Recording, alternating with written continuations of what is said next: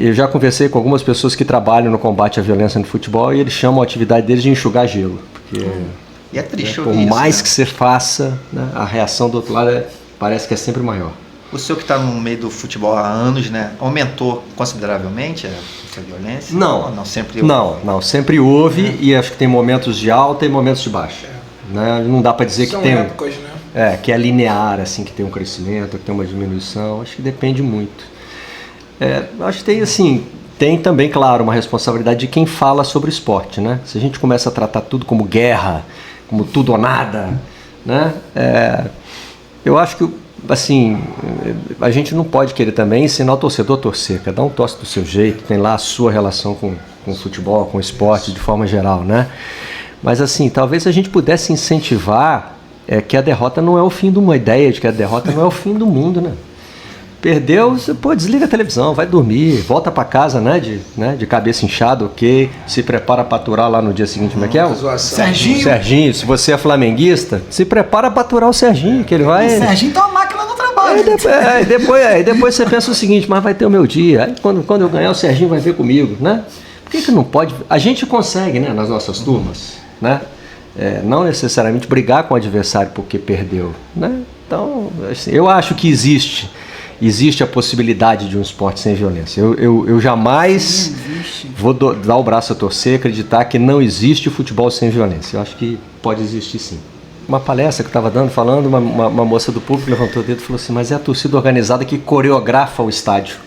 Olha que bonito, né? A coreografia, como se fosse ali uma dança. As luzes. Falou a palavra eu penso assim, porque eles que fazem a festa e quem tá lá do lado, a gente só complementa, a gente vai complementando, sabe? Porque não adianta, acaba, como assim vai acabar com a torcida organizada? Também não sei. E no futebol, e principalmente quando a gente fala de violência, tem muita gente que acredita na solução mágica, né? Então assim, acaba com a torcida organizada que vai acabar com a violência. A gente já sabe que não vai ser assim. Acaba com o jogo de duas torcidas que vai acabar a violência. Já vimos que não é, né? Tem a torcida que briga com ela mesma e tem a outra torcida que fica fora do estádio esperando para brigar. São Paulo está sem ainda, em São Paulo é uma torcida só. É só no Rio de Janeiro que não é assim por enquanto, né? E o presidente do Atlético Paranaense defendeu torcida única no Brasil inteiro.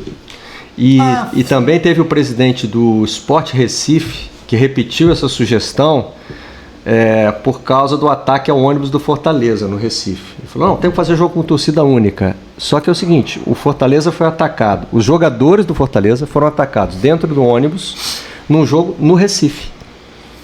Então, onde é que acabar com a torcida visitante ia resolver esse problema? Se foi a torcida do mandante que fez a agressão, entendeu? Acho assim, o principal no tema da violência é a gente entender que ele é complexo e que não tem solução mágica. Vamos fazer uma coisa aqui e vai acabar com a violência.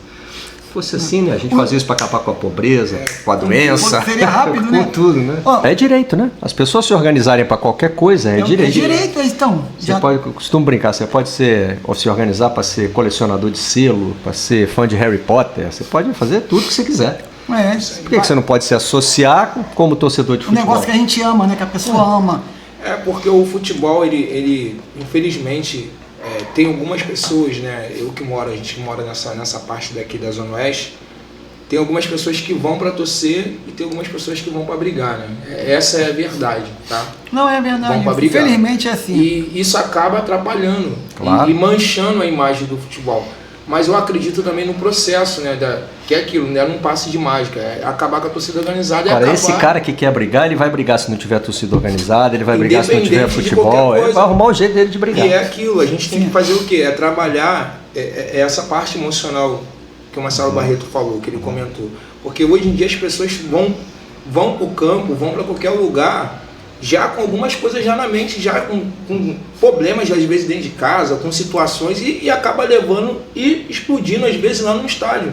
Aí ocasionando uma morte, um acidente, algo grave. Então assim, eu acho que deveria ter um corpo, né, que pudesse ajudar em um todo, né, porque, por exemplo, quem está dentro do campo, o jogador que sofre a agressão verbal, né, que a gente sabe muito, por isso que eu não concordo que o jogador ele vai jogar mais porque eu estou mandando ele para aquele lugar, eu estou fazendo isso, que ele vai ser, eu vou ser mais autoridade em cima dele. Não, eu vou ser autoridade em cima dele com a minha linguagem. Eu não preciso xingar o cara, entendeu? Ele vai ser respeitado porque eu tô falando com ele de uma maneira branda. Tem gente que reclama mesmo, isso que o Marcelo falou. Tem gente que reclama. Pô, o Marcelo não xinga nenhum jogador. Eu não preciso xingar o jogador, cara.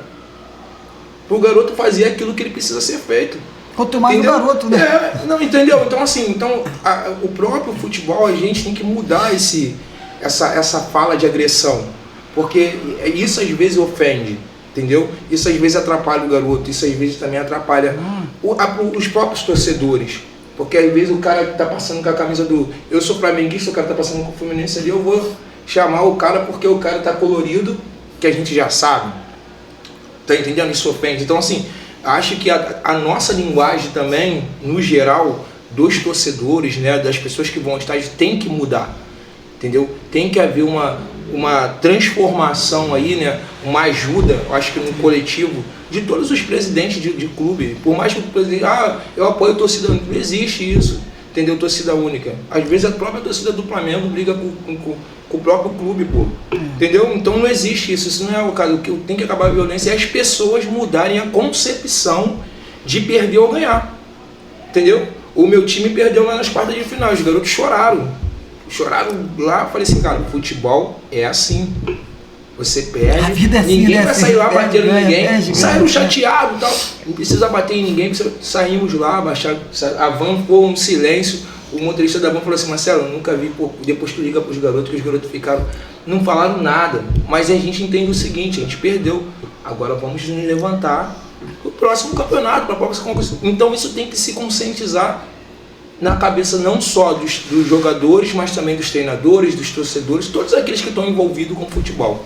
Costumo brincar que esse raciocínio, se ele for seguindo, ele vai levar ao fim do futebol, né? Porque assim, bom, tem duas torcidas, então não dá, estão brigando uma com a outra, tira uma, tá bom, torcida única. Mas a torcida única briga com ela mesma, então tira a torcida, fazer futebol sem torcida.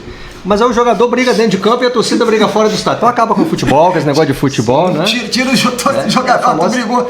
É a famosa história de tirar o sofá da sala, né? Tira o sofá da sala, né? O problema não é o sofá, o problema é o que acontece no sofá e que você viu quando chegou em casa. E eu acho que também a gente tem que pensar, acho que essa mudança de cultura que o Marcelo aborda, ela é muito importante. E ela começa na formação. Porque o exemplo que se dá dentro de campo também, ele é muito importante para construir a cultura em torno do campo. Porque hoje o jogador brasileiro, ele tenta 100% do tempo enganar o juiz. Ninguém está disposto a ajudar o jogo a seguir normalmente. Dá uma raiva para a gente estar vendo o jogo, né? O jogador brasileiro sabota o tempo do jogo, né? Hoje em dia a cera é uma coisa institucionalizada no futebol brasileiro. Ela vai acontecer. O jogador brasileiro simula, né? Agora, ele faz isso tudo porque isso veio da cabeça dele? Não. Certamente não. Certamente ele foi educado a fazer isso. Vem lá de baixo. Ele foi ensinado a fazer isso. Porque o treinador só está preocupado em ganhar, ele diz o seguinte, olha, tem que enganar o juiz. Da mesma forma que tem que machucar o adversário, tem que intimidar, tem que botar dedo na cara, tem que dar peitada, tem que ser mais macho, tem que, entendeu? Todas essas coisas que vão levando para dentro de campo um clima de hostilidade. Eu não acho que a violência nasce dentro do campo, tá? A violência está espalhada por todos os lugares, mas dentro de campo é um lugar onde a gente pode ajudar a mudar a cultura, fazer diferente. É possível dar tudo dentro de campo, eu vi isso lá nesse dia, no dia que eu vi. O Projeto Alfa foi eliminado na disputa de pênalti, né? Agora, dá para dizer que algum dos garotos fez alguma coisa errada, não se dedicou, não estava afim? Não, todo mundo.